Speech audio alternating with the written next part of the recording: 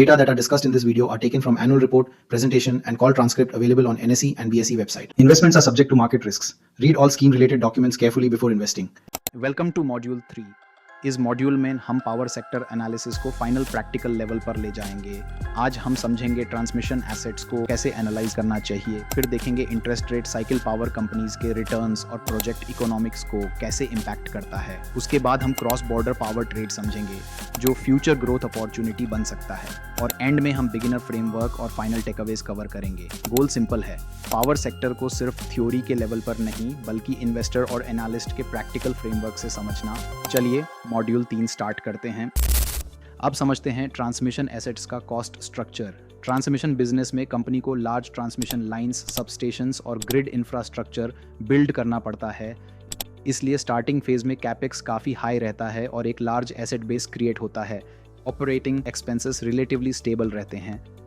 Transmission assets में fuel cost जैसा major variable cost नहीं होता, इसलिए वेरिएबल कॉस्ट का इम्पैक्ट लिमिटेड रहता है। प्रॉफिट एंड लॉस स्टेटमेंट में दो कॉस्ट्स काफी इंपॉर्टेंट बन जाती हैं, इंटरेस्ट कॉस्ट और डिप्रिसिएशन कॉस्ट। रीजन सिंपल है, और ट्रांसमिशन प्रोजेक्ट्स कैपिटल इंटेंसिव रहते हैं और इन प्रोजेक्ट्स को फंड करने के लिए डेट का यूज भी होता है, इसलिए cost of capital transmission companies के लिए बहुत इंपॉर्टेंट फैक्टर है। अगर company lower borrowing cost per project fund कर पाती है तो रेगुलेटेड रिटर्न फ्रेमवर्क के अंदर इक्विटी रिटर्न्स इंप्रूव हो सकते हैं, लेकिन अगर प्रोजेक्ट डिले हो जाए या बोरोइंग कॉस्ट हाई रहे तो रिटर्न प्रोफाइल प्रेशर में आ सकता है। सिंपल एग्जांपल समझो, अगर एक ट्रांसमिशन लाइन टाइम पर कमीशन हो जाती है तो कंपनी को रेगुलेटेड रेवेन्यू विजिबिलिटी मिल सकती है, लेकिन सेम प्रोजेक्ट डिले हो गया तो इंटरेस्ट कॉस्ट बढ़ेगी और रिटर्न्स वीक हो सकते हैं। इसलिए ट्रांसमिशन बिजनेस एनालाइज करते वक्त एग्जीक्यूशन टाइमलाइन और कॉस्ट ऑफ डेट दोनों को क्लोजली ट्रैक करना जरूरी है। अब पावर सेक्टर में की कमोडिटी प्राइस ट्रेंड्स को समझते हैं। पावर कंपनीज एनालाइज करते वक्त 3 प्राइस ट्रेंड्स को साथ में ट्रैक करना जरूरी है: कोल प्राइसेस, एलएनजी प्राइसेस और मर्चेंट पावर रेट्स। सबसे पहले कोल प्राइसेस। कोल प्राइसेस थर्मल पावर जनरेटर्स के फ्यूल कॉस्ट और मार्जिन्स को डायरेक्टली अफेक्ट करती हैं। अगर कोल कॉस्ट बढ़ जाती है तो जनरेशन कॉस्ट भी इंक्रीज होती है, लेकिन जिन कंपनीज के पास डोमेस्टिक कोल लिंकेज होता है उन्हें इंपोर्टेड कोल प्राइस वॉलेटिलिटी से कुछ प्रोटेक्शन मिल सकता है। अब दूसरा फैक्टर है LNG prices. Gas based power plants के लिए LNG price major uncertainty create करती है। अगर इंटरनेशनल एलएनजी प्राइसेस हाई हैं तो gas based power generation expensive हो सकती है। कई बार हाई एलएनजी प्राइस के पीरियड में गैस प्लांट्स ऑपरेट करना इकोनॉमिकली डिफिकल्ट है। दूसरा फैक्टर है merchant power rates. Merchant market में power spot prices demand supply balance के हिसाब से मूव करती हैं। अगर मार्केट में पावर शॉर्टेज है तो मर्चेंट प्राइसेस राइज कर सकते हैं, लेकिन अगर सप्लाई है तो प्राइसेस फॉल भी कर सकते हैं। सिंपल पॉइंट ये है, LNG prices gas plant economics को इम्पैक्ट करती हैं और merchant power rates revenue opportunity decide करते हैं। कोल, एलएनजी और मर्चेंट पावर प्राइसेस को एक साथ ट्रैक करना ज़रूरी है। इन 3 प्राइस कर्व्स का कंबाइंड इम्पैक्ट थर्मल प्रॉफिटेबिलिटी और मर्चेंट मार्केट अपॉर्चुनिटी पर डायरेक्टली आता है।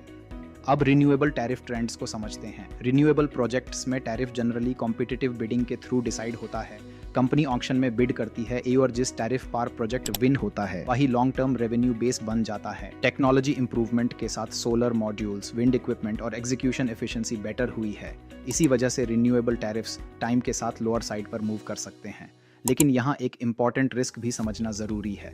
हर लो टैरिफ प्रोजेक्ट्स प्रॉफिटेबल नहीं होता। प्रोजेक्ट विन करने के लिए बहुत एग्रेसिव बिड लगा देती है तो प्रोजेक्ट आईआरआर डैमेज हो सकता है। सिंपल एग्जांपल समझो, अगर कंपनी ने लो टैरिफ पर प्रोजेक्ट विन कर लिया लेकिन बाद में इक्विपमेंट कॉस्ट, इंटरेस्ट कॉस्ट या एग्जीक्यूशन कॉस्ट बढ़ गई तो रिटर्न्स प्रेशर में आ सकते हैं। इसलिए सिर्फ कैपेसिटी एडिशन देखना नहीं है, बिड डिसिप्लिन भी चेक करना जरूरी है। स्ट्रॉन्ग ऑपरेटर्स वही होते हैं जो ग्रोथ के साथ प्रॉफिटेबिलिटी का बैलेंस मेंटेन करते हैं। इन्वेस्टर के पॉइंट ऑफ व्यू से मार्केट शेयर चेस करने वाली कंपनीज से ज़्यादा इंपॉर्टेंट वो कंपनीज हैं जो प्रॉफिटेबल टैरिफ्स पर प्रोजेक्ट्स विन करती हैं। रिन्यूएबल इन्वेस्टिंग में ग्रोथ के साथ project cost of debt, site quality और टैरिफ डिसिप्लिन को साथ में इवैल्यूएट करना चाहिए। अब समझते हैं इंटरेस्ट रेट साइकिल का पावर सेक्टर पर impact. Power sector capital intensive होता है क्योंकि जनरेशन, ट्रांसमिशन और रिन्यूएबल प्रोजेक्ट्स में लार्ज अपफ्रंट इन्वेस्टमेंट लगता है। इंटरेस्ट रेट्स प्रोजेक्ट रिटर्न्स और वैल्यूएशंस को स्ट्रांगली इन्फ्लुएंस करते हैं। राइजिंग रेट एनवायरनमेंट में फाइनेंसिंग कॉस्ट बढ़ जाती है।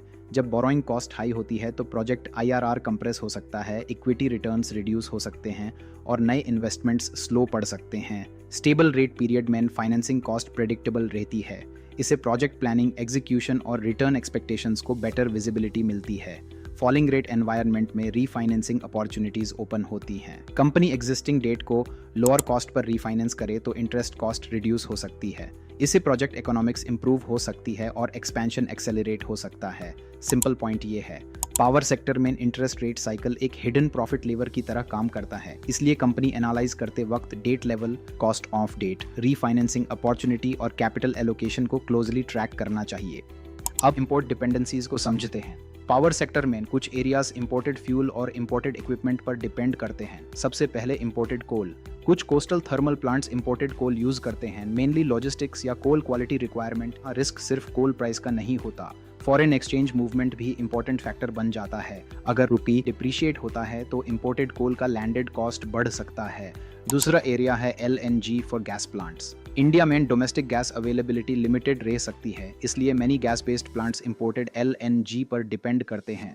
अगर इंटरनेशनल LNG प्राइसेस हाई हैं तो गैस पावर जनरेशन एक्सपेंसिव हो सकती है। तीसरा एरिया है सोलर इक्विपमेंट। सोलर मॉड्यूल्स और इन्वर्टर्स हिस्टोरिकली इंपोर्ट डिपेंडेंट रहे हैं। डोमेस्टिक मैन्युफैक्चरिंग ग्रो कर रही है, लेकिन इक्विपमेंट सप्लाई चेन अभी भी ट्रैक करनी जरूरी है। इंपोर्ट डिपेंडेंसी कंपनी के मार्जिन्स और प्रोजेक्ट रिटर्न्स को डायरेक्टली इंपैक्ट कर सकती है। इसलिए पावर कंपनी एनालाइज करते वक्त imported coal exposure, LNG exposure, solar equipment sourcing और फॉरेन एक्सचेंज रिस्क को क्लोजली चेक करना चाहिए। अब समझते हैं policy moves to reduce import dependence. Power sector में गवर्नमेंट का फोकस सेल्फ रिलायंस इंप्रूव करने पर है। सबसे पहला एरिया है domestic coal push. Government domestic coal production बढ़ाने और कोल इवैक्यूएशन लॉजिस्टिक्स इंप्रूव करने पर फोकस कर रही है। इसका पर्पस सिंपल है, इंपोर्टेड कोल डिपेंडेंसी कम हो और थर्मल प्लांट्स को फ्यूल सप्लाई बेटर विजिबिलिटी के साथ मिल सके। दूसरा एरिया है लोकल मैन्युफैक्चरिंग। PLI स्कीम्स के थ्रू सोलर मॉड्यूल, इन्वर्टर्स और इलेक्ट्रिकल इक्विपमेंट की डोमेस्टिक मैन्युफैक्चरिंग को प्रमोट किया जा रहा है। इससे इंपोर्टेड इक्विपमेंट पर डिपेंडेंस ग्रेजुअली रिड्यूस हो सकती है। तीसरा एरिया है ग्रिड स्ट्रेंथनिंग। अगर ग्रिड इंफ्रास्ट्रक्चर स्ट्रॉन्ग होगा तो रिन्यूएबल पावर को एफिशिएंटली इवैक्यूएट किया जा सकेगा। इससे कर्टिलमेंट रिस्क कम हो सकता है और प्रोजेक्ट इकोनॉमिक्स इंप्रूव हो सकती है। सिंपल पॉइंट ये है, पॉलिसी एक्शंस सिर्फ रेगुलेशन नहीं है, ये डोमेस्टिक मैन्युफैक्चरिंग, कोल लॉजिस्टिक्स और पावर इंफ्रास्ट्रक्चर में स्ट्रक्चरल अपॉर्चुनिटीज क्रिएट करते हैं। इन्वेस्टर के लिए इंपॉर्टेंट टेक अवे ये है, power sector heavily policy linked sector है, इसलिए कंपनी एनालाइज करते वक्त policy direction, domestic sourcing, grid readiness और एग्जीक्यूशन प्रोग्रेस को क्लोजली ट्रैक करना चाहिए। अब क्रॉस बॉर्डर पावर ट्रेड को समझते हैं। इंडिया अपने कंट्रीज के साथ इलेक्ट्रिसिटी ट्रेड करता है।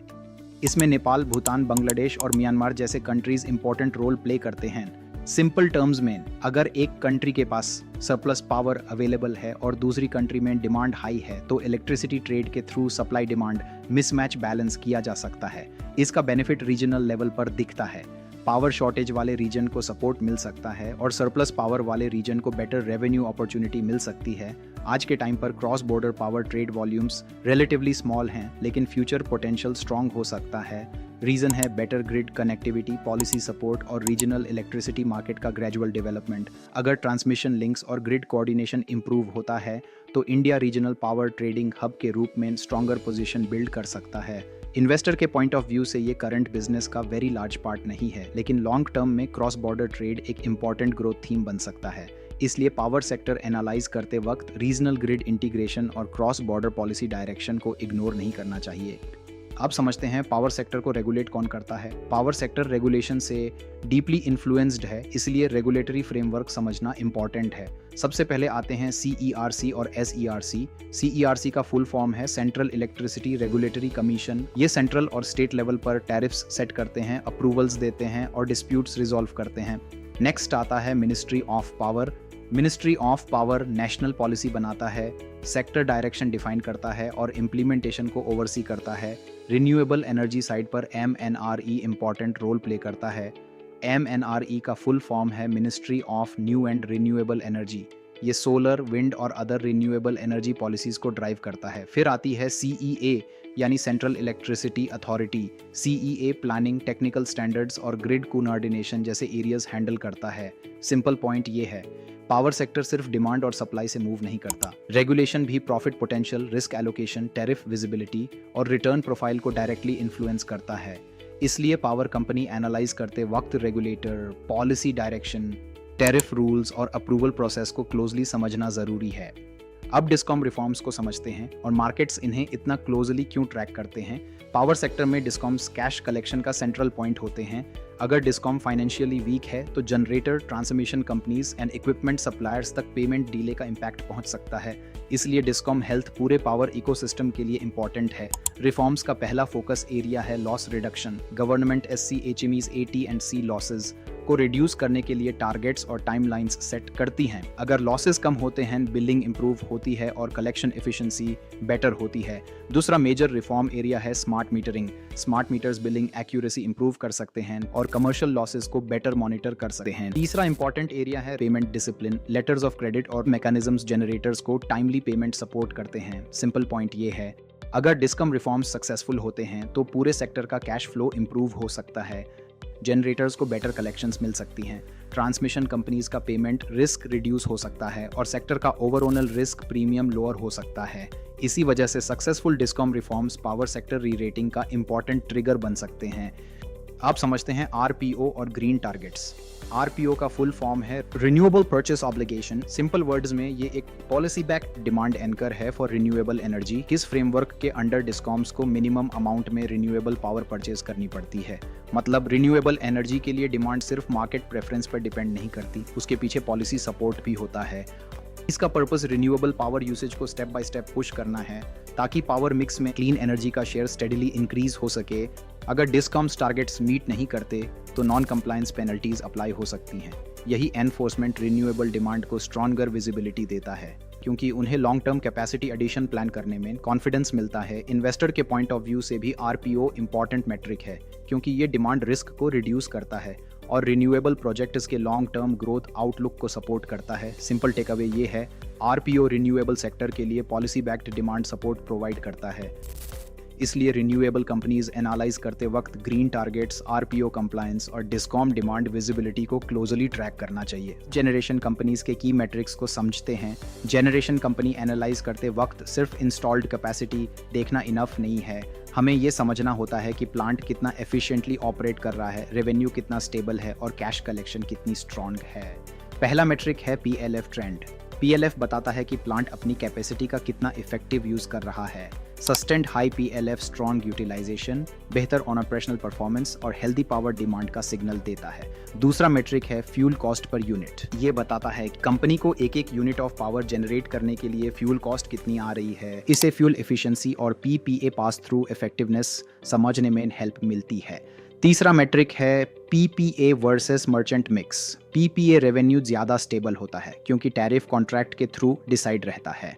मर्चेंट एक्सपोजर में अपसाइड स्ट्रॉन्ग हो सकता है, लेकिन प्राइस वोलेटिलिटी भी ज़्यादा होती है। चौथा मेट्रिक है रिसीवेबल्स डेज। ये कैश कलेक्शन एफिशिएंसी का सिग्नल देता है। अगर रिसीवेबल्स डेज बढ़ रहे हैं तो डिस्कॉम स्ट्रेस या पेमेंट डिले का रिस्क हो सकता है। सिंपल टेक अवे ये है, जनरेशन कंपनीज में on operational stability, cash collection, headline capacity expansion से ज़्यादा इंपॉर्टेंट होते हैं। इन्वेस्टर को एग्रेसिव कैपेसिटी एडिशन से ज़्यादा कंसिस्टेंट परफॉर्मेंस और स्ट्रॉन्ग कलेक्शंस पर फोकस करना चाहिए। अब रिन्यूएबल एनर्जी कंपनीज के की मैट्रिक्स को समझते हैं।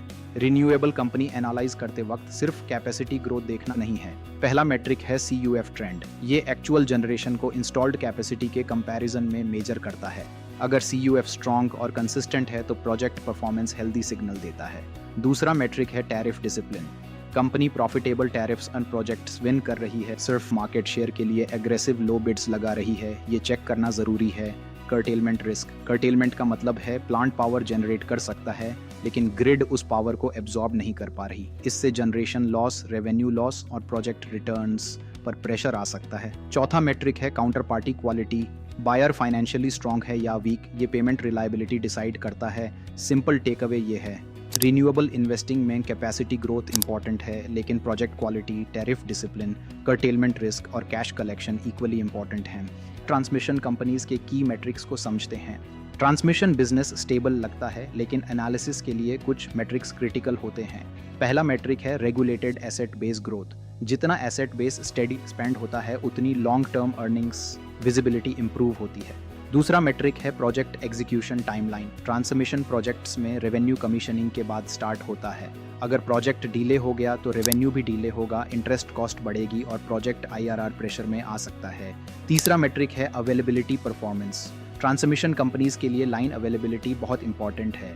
Generally 98% plus availability strong revenue realisation support करती है। चौथा मेट्रिक है लेवरेज और cost of debt. Transmission assets capex heavy होते हैं, इसलिए बोरोइंग कॉस्ट इक्विटी रिटर्न्स को डायरेक्टली इंपैक्ट करती है। सिंपल टेक अवे ये है, ट्रांसमिशन बिजनेस का ऑपरेशनल रिस्क रिलेटिवली लो लग सकता है, लेकिन एग्जीक्यूशन डिले, अवेलेबिलिटी परफॉर्मेंस और फाइनेंसिंग कॉस्ट को इग्नोर नहीं करना चाहिए। इन्वेस्टर को एसेट बेस ग्रोथ के साथ प्रोजेक्ट एग्जीक्यूशन और डेट कॉस्ट क्लोजली ट्रैक करनी चाहिए। आप बैलेंस शीट हेल्थ चेक को समझते हैं। पावर सेक्टर कैपिटल इंटेंसिव है, इसलिए डेट मैनेजमेंट क्रिटिकल होता है। पहला मेट्रिक है नेट डेट टू EBITDA। ये डेट बर्डन और रीपेमेंट कंफर्ट दिखाता है। दूसरा मेट्रिक है इंटरेस्ट कवरेज। ये बताता है कि कंपनी अर्निंग्स से इंटरेस्ट कॉस्ट कितनी कंफर्टेबली कवर कर पा रही है। तीसरा मेट्रिक है DSCR यानी डेट सर्विस कवरेज रेशियो। ये कैश फ्लो से डेट रीपेमेंट एबिलिटी चेक करता है। और फोर्थ पॉइंट है रीफाइनेंसिंग प्रोफाइल। अगर लार्ज डेट मैच्योरिटी एक ही पीरियड में आ रही है तो रीफाइनेंसिंग रिस्क क्रिएट हो सकता है। सिंपल टेकअवे ये है, पावर सेक्टर में स्ट्रॉन्ग बैलेंस शीट सर्वाइवल के लिए इंपॉर्टेंट है। स्ट्रॉन्ग कंपनीज डाउनटर्न्स हैंडल कर सकती हैं, लेकिन वीक बैलेंस शीट्स स्ट्रेस में आ सकती है। अब कैश फ्लो डायनामिक्स को समझते हैं। पावर सेक्टर में कैश फ्लो अकाउंटिंग प्रॉफिट से ज्यादा इंपॉर्टेंट होता है। कंपनी इनकम स्टेटमेंट में प्रॉफिट दिखा सकती है, लेकिन अगर डिस्कॉम पेमेंट डिले कर रहा है तो एक्चुअल कैश कलेक्शन वीक हो सकती है। यही रीजन है कि रिसीवेबल्स पावर कंपनीज के लिए मेजर रिस्क बन जाते हैं और कंपनी को ऑपरेशंस मैनेज करने के लिए एक्स्ट्रा बोरोविंग लेनी पड़ सकती है। CFO का कंसिस्टेंसी चेक करना जरूरी है। अगर प्रॉफिट ग्रो कर रहा है लेकिन कैश फ्लो वीक है तो बिजनेस क्वालिटी पे क्वेश्चन आता है। सिंपल रूल याद रखो, अकाउंटिंग प्रॉफिट बिल्स पे नहीं करता, कैश करता है। इसलिए पावर कंपनी एनालाइज करते वक्त इनकम स्टेटमेंट के साथ कैश फ्लो स्टेटमेंट भी केयरफुली चेक करना चाहिए। अब हम पावर सेक्टर के की रिस्क्स को समझते हैं। पावर सेक्टर में कुछ मेजर रिस्क्स होते हैं जो कंपनी के ऑपरेशंस, मार्जिन्स, कैश फ्लो और रिटर्न्स को इम्पैक्ट कर सकते हैं। पहला रिस्क है फ्यूल सप्लाई रिस्क। कोल शॉर्टेज या LNG price increase plant operations और मार्जिन्स पर डायरेक्ट प्रेशर डाल सकता है। अगर फ्यूल टाइम पर अवेलेबल नहीं है तो प्लांट की जनरेशन और प्रॉफिटेबिलिटी दोनों इम्पैक्ट हो सकती है। दूसरा रिस्क है डिस्कॉम पेमेंट डिलेज। अगर डिस्कॉम पेमेंट डिले करता है तो रिसीवेबल्स बढ़ सकते हैं और कंपनी के वर्किंग कैपिटल पर स्ट्रेस आ सकता है। तीसरा रिस्क है पॉलिसी और tariff changes. Power sector regulation से क्लोजली लिंक्ड है, इसलिए पॉलिसी चेंज या टैरिफ रिवीजन कंपनी के रिटर्न्स को इम्पैक्ट कर सकता है। चौथा रिस्क है एग्जीक्यूशन डिलेज। अगर प्रोजेक्ट डिले होता है या कॉस्ट ओवररन होता है तो प्रोजेक्ट IRR और कैश फ्लो दोनों वीक हो सकते हैं। पांचवा रिस्क है weather variability. Monsoon hydro output को इम्पैक्ट कर सकता है और विंड पैटर्न रिन्यूएबल जनरेशन को अफेक्ट कर सकता है। सिंपल टेक अवे ये है, पावर सेक्टर में कई बार टाइमलाइन रिस्क डिमांड रिस्क से भी ज्यादा इंपॉर्टेंट हो जाता है। डिमांड फ्यूचर में स्ट्रांग हो सकती है, लेकिन अगर प्रोजेक्ट डिले हो गया तो रिटर्न प्रोफाइल पूरी तरह चेंज हो सकती है। अब रेड फ्लैग्स को समझते हैं जिन्हें पावर स्टॉक्स एनालाइज करते वक्त अवॉइड करना चाहिए। पहला रेड फ्लैग है rising receivables with weak cash flow. अगर रिसीवेबल्स लगातार बढ़ रहे हैं लेकिन कैश कलेक्शन इंप्रूव नहीं हो रहा तो ये पुअर कलेक्शन क्वालिटी या कस्टमर स्ट्रेस का सिग्नल हो सकता है। दूसरा रेड फ्लैग है aggressive capex with weak returns. अगर कंपनी बड़े एक्सपेंशन प्लान्स अनाउंस कर रही है लेकिन एग्जीक्यूशन ट्रैक रिकॉर्ड वीक है या रिटर्न विजिबिलिटी क्लियर नहीं है तो रिस्क हाई हो जाता है। तीसरा रेड फ्लैग है heavy unhedged merchant exposure. Merchant market में प्राइसेस वॉलेटाइल होते हैं। अगर कंपनी के पास PPA प्रोटेक्शन नहीं है तो अर्निंग्स में इंस्टेबिलिटी आ सकती है। चौथा रेड फ्लैग है कांस्टेंट इक्विटी। अगर कंपनी बार बार ऑपरेशंस या डेट रीपेमेंट के लिए इक्विटी रेज कर रही है तो ये फाइनेंशियल स्ट्रेस का सिग्नल हो सकता है। सिंपल टेक अवे ये है, चीप स्टॉक प्राइस को सेफ इन्वेस्टमेंट मत समझो। पावर सेक्टर में फोकस हमेशा quality business, sustainable cash generation, strong balance sheet और क्लियर रिटर्न विजिबिलिटी पर होना चाहिए। अब valuation matrix for power stocks को समझते हैं। पावर कंपनीज की वैल्यूएशन हमेशा बिजनेस मॉडल के हिसाब से करनी चाहिए क्योंकि हर सेगमेंट का रिस्क और कैश फ्लो प्रोफाइल अलग होता है। रेगुलेटेड यूटिलिटीज के लिए प्राइस टू बुक और ROE यूजफुल मैट्रिक्स होते हैं। अगर कंपनी सस्टेनेबल ROE जनरेट कर रही है तो premium price to book valuation justify हो सकता है। प्रोजेक्ट हेवी कंपनीज के लिए EV/EBITDA यूजफुल रहता है।